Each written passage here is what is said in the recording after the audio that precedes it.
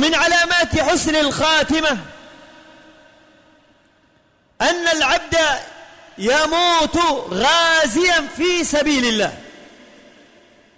يعني ما قتل شهيدا، لأن الشهيد لا بد أن يقتل في معركة القتال، في ساعة القتال.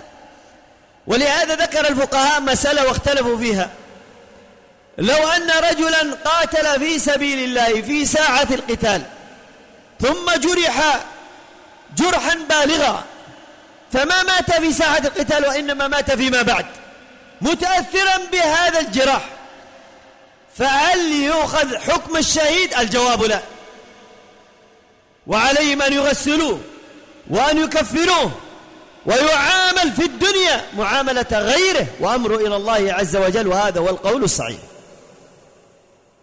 جاء في صحيح مسلم من حديث أبي هريرة أن النبي عليه الصلاة والسلام قال للصحابة: ما تعدون الشهيد فيكم؟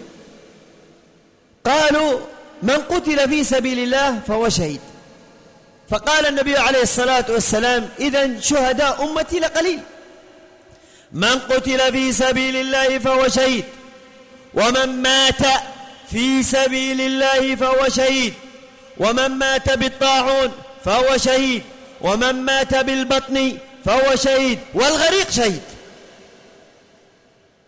فذكر النبي عليه الصلاة والسلام من مات في سبيل الله فهو شهيد، أي مات غازيا وهو مرابط في سبيل الله، لكن ما مات قتلا، وإنما مات بشيء إما تسمم بغذاء أو بغير ذلك.